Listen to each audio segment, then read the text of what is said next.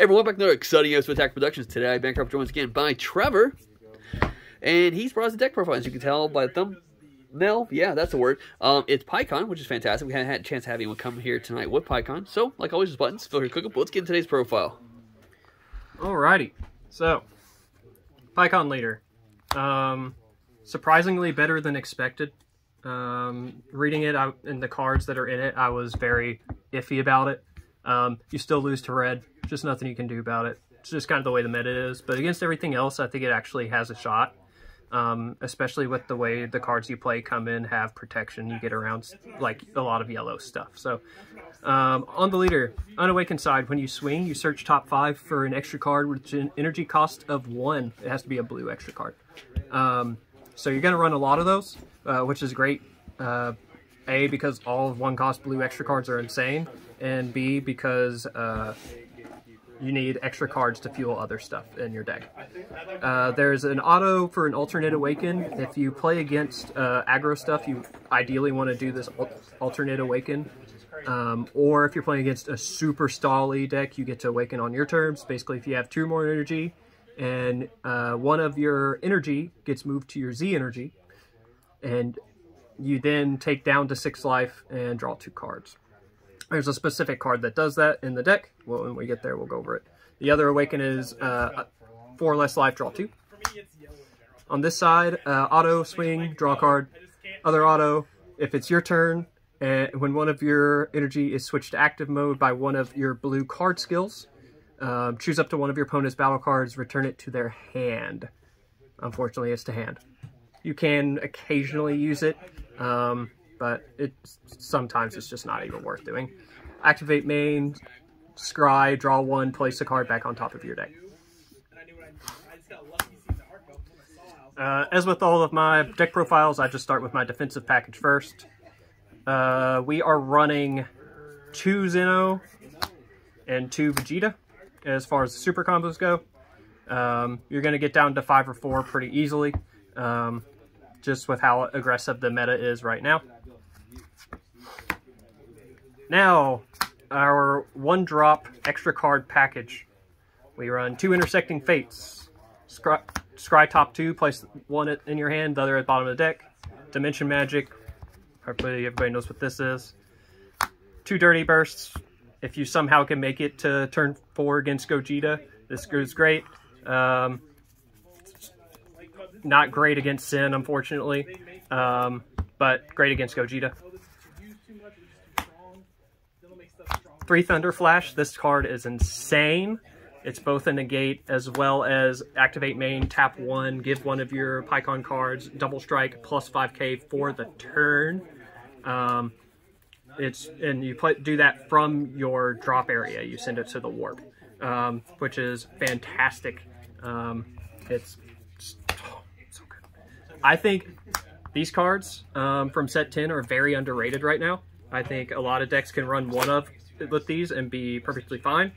Especially blue decks with this off of a card that we'll go over once we get to the battle cards. You can throw this into your drop area and still have the counter attack via the permanent. It can sneak you a game if they think they're going to swing into you and you have 1 card left in hand. You can use this from your drop area and 1 energy. And then the last, of course, it's blue. You're going to use Sensu Bean. Run 4 of them so that you can definitely get it off the leader. Some people can probably run 3, but I've had games where I whiff off the leader swing on Unawakened side 3 turns in a row. So I will definitely run as many 1-drop extra cards as I can. And we also run Shield's Army, Reinforcement, Token Blocker, Negate. Unison of choice. Some people are running the Paikuhan Unison, but I found with the Paikuhan Unison, it's difficult to get the Z energy to Z awaken. Obviously, this helps with that. Each time you swing or your opponent swings for the first time in the battle, you combo with a card from your drop area. Then you put it into your Z energy. It gains markers really well. You need high marker count in this meta, otherwise you literally just lose your Unison. Anything that's a +1 Unison is basically dead in the water against red. This brings us to our 1-drop cantrip package. Weskai Impending Clash. You play it, you search top 5 for either a unison with the specified cost of 2, or an Otherworld Budokai card, or a West Galaxy Warrior. Ideally, you're going to be using this to search either for the unison if you haven't seen it, or Frieza and Cell. Because you need these guys in your energy for your Wincon conditions. What's really neat about the Cell, though, is the Cell can be placed into your energy from your drop area. So you can combo with him, place him into your drop area, and then tap 1, play him from your drop area in your energy, restand the energy, and then proc your Awakened Side's bounce back to hand, since you restood an energy on your turn. It's neat, but typically you're just doing that to fix these guys into your energy, because you really need them for your Paikuhan Wincon cards.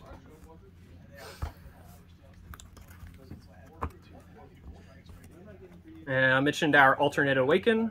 That's what this guy is. Auto. If your leader card is Blue Paikuhan, when this card is played, you choose 1 battle card from your energy, place it in your Z energy, then place this card into your energy. That's how you get that alternate Awaken on turn 2, because you fulfill the requirements for it. You can also activate main limit 1, choose up to 1 Paikuhan True Mastery card in your unison area and place this card under it from your drop area. We aren't running that unison. I tried it. It's neat. It's cheeky. You get Rejuvenate. I just don't think it's worth it in the deck. I mentioned placing extra cards into your drop area earlier. That's this guy. I bet nobody saw that coming. Basically, you're searching for those extra cards on your leader. You want to place Thunder Flash, All Too Easy, ideally, into the drop area, since they have effects from the drop. If you don't see them, it's okay. Just throw one of your Dimension Magics, maybe one of your Beans. I mean, you're going to see them. Activate main, tap 2, place 2 extra cards from your hand into your drop area, play this guy, gains barrier for the turn, has deflect, has dual attack, swing, combo with the card from your drop area, and then choose one of your opponent's battle cards, place it at the bottom of their deck. This card does insane work offensively, and just removes board presence. The other auto is at the end of the turn, restand 1 energy and draw 1 card. So basically this card is effectively replacing the 3-drop Vegeta, the Interceptor, I think was the name of the card. Because this effectively costs 2 energy. You could also tap 4 and it restands 1, so it's 3 energy. It still gets the swings, but this card actually fuels your Z energy to Z Awaken and use other great blue Z battle cards. This brings us to our Wincon setup. So we have the 5-drop Paikuhan and the 8-drop Paikuhan. I am running 4 of both. You need to see them. They're stupid cheap. The issue, of course, is that this guy doesn't have any protection for whatever reason. But this guy has deflect barrier during your turn. You tap 2, you choose the Frieza and Cell that you've placed into your energy earlier. You place them in your drop area, so you tap them, so then they go to the drop. Then you place 2 cards from the top of your deck into your energy in rest mode, and then you get to play this guy. You swing with him, he's a 20k swing. Then you tap 1, you activate main, you pick him up into your hand, you play this guy out, you choose one of your opponent's battle cards, ignoring barrier, and place it at the bottom of their deck. This happens before you play him, so you can choose to remove something that would affect him. This has dual attack. He is the guy that you're going to use Thunder Flash on, because he would then get dual attack, plus 5k, and double strike for the turn, assuming he sticks to the board.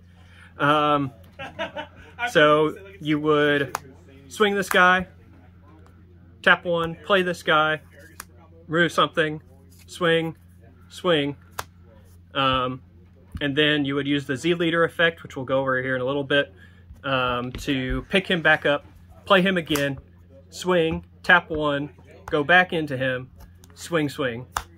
If you have not poke them at all. You can swing, you can activate main, place him into rest mode, restand in energy at the end of your turn. It's just an absurd amount of swings. If you have the Goku secret rare, you can loop this several times. It's kind of crazy how many swings you can get out. So you ideally want to sideboard God Slicing Kamehameha to deal with any floodgates, such as Robotic Riposte being the main one, to deal with it. I don't have a sideboard on it. Desperate Measures also works. I am running Hatch because I do not own the Goku. I'm waiting for the price to go down. I don't want to pay over like $160 for it. And right now it's sitting at like $190. Hatch, of course, works perfectly fine. I mean, nobody's going to say Hatch is a bad SCR. I just think with the way the aggression of the deck, being able to loop these two guys, and the Goku just makes the loop happen even more aggressively, plus his triple strike 40. I just cannot see you losing if you have a way to negate, you know, the floodgates that might come out your way. Other than, you know, Gogeta 100k, but that's neither here nor there. This brings us to the Z deck. We, of course, only run one Z leader because he's not removed from game in any way. He inherently has double strike. His Z Awaken is 4 Z energy and tap 1 blue. Auto, when this card attacks, you draw 2, place 1 card back on top of your deck. So you're able to really search it. What's really great is on the 8-drop, whenever he's returned to hand, or he has an Activate Battle, where you reveal the top card of your deck. If it's a Paikuhan, he gains 5k. So it basically becomes a 20k swing if you hold on to it that long. He also has that Activate main that I mentioned earlier, where you return the 8-drop to hand, you play the 5-drop. And this is once per turn, but, I mean, you're getting 6 total swings through that. Plus the Goku 3 if you run the Goku SCR, which I think is the better SCR for the deck, just in case that wasn't clear. We currently run one of these because occasionally your opponent will stick you at 5 and you need to get down to 4 for the slower matchups, so you can get awakened. Basically, everybody kind of learned what this deck was, or the card was, as people, especially, you know, the bigger streamers, mentioned how great it is. Run 2 of these. I've never used it. I'm just trying to fill out the Z deck space. I think it's a great card, but for 1 energy and more importantly 3 Z energy, he's kind of steep for this particular deck. I'm thinking about bringing Bojack in the future. I think he's going to be great in Bojack. Running 3 cells because I think he is really, really good in certain matchups. In my game on camera, I should have played this guy on my turn 3, even though it would have tapped me out. At least I would have removed presence in the Red Sin matchup, because if they go 4 wide, now you've got a triple strike crit swing at your opponent's face. And if they've tapped out for their turn, they're taking a triple strike crit. It's just all there is to it, because it's going to be a 30k triple strike crit. Awesome. Appreciate it, Trevor. And like always, there's buttons up below. Feel free to click them. They're there for a reason. Read your cards. Know your place. Fluff out.